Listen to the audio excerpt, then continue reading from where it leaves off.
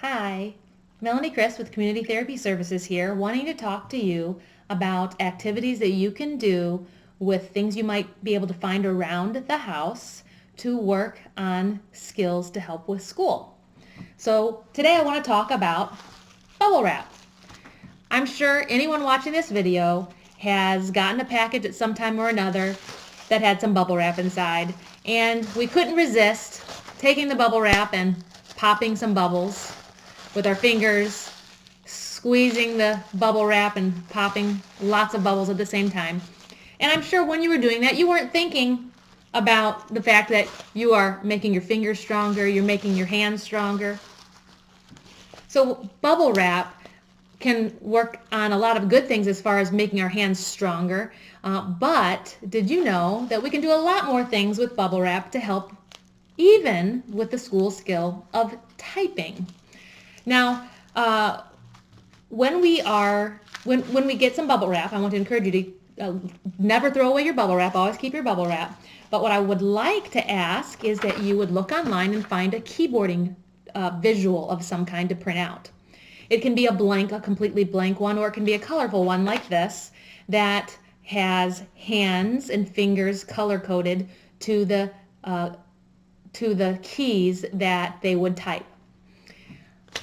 Probably an even better idea to print a blank one out so that you could do the coloring yourself. Maybe you could even trace the hands and the fingers and color each finger a different color, and then color the keys, the corresponding keys, that same color. Now, once you have your keyboard ready, take your bubble wrap. Small bubbles are usually much easier to pop, so take that and put it on top. And then now, instead of just working on hand strengthening or finger strengthening, we are going to work on something called finger isolation, being able to use one finger at a time without our other fingers tagging along.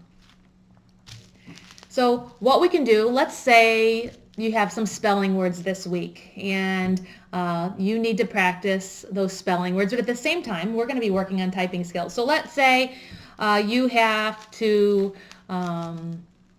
write the word sly, S-L-Y, okay? So you would take your fingers, get them resting on the bubble wrap just like they're on the home row on your keyboard, and then you would take your fingers and type the word sly. So you're going to do your S finger.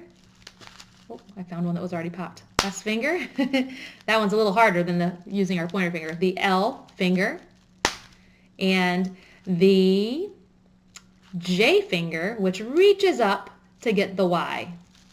A little tricky sometimes, even for me as an adult. So when we're doing this, we're working on visual memory, remembering where the layout of the keyboard. We're working on finger isolation. We're working on finger strengthening, all at the same time, and even our spelling words.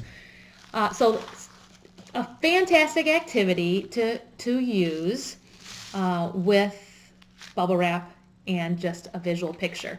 Now, I want to encourage you to give each finger a name for the home location that they rest. Now, I got this idea actually from First Strokes Keyboarding. Jan McCluskey and Marie Butner wrote a keyboarding curriculum. Jan owns a handwriting clinic. I think it's thehandwritingclinic.com, I believe, and has a lot of excellent resources on there. But that's where I first heard someone talking about identifying each finger by name. So we have the A finger, S finger, D finger, F finger, J, K, L, semicolon. Now, we don't have a Q finger or a W finger or an E finger. It's the A finger, the place where our finger rests, reaches up to get the Q, okay? Or the J finger reaches up to get the Y, or up to get the U. So the name of our fingers is strictly the names of the keys on the home row. So I really want to encourage you to practice keyboarding, not just on the keyboard, but off the keyboard with an activity like bubble wrap typing. Now, when you get really good at it, you can take away the visual and do those same things right on the bubble wrap.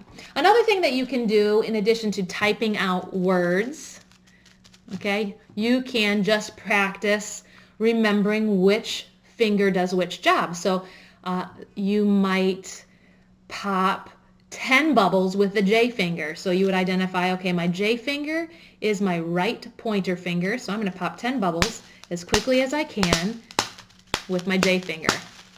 Okay, so you can have a lot of fun. You could have a competition with someone, maybe a parent versus child competition, where we're seeing who can be the first to pop the 10 bubbles. So many things that you can do just to make keyboarding a little bit more fun. Have fun trying.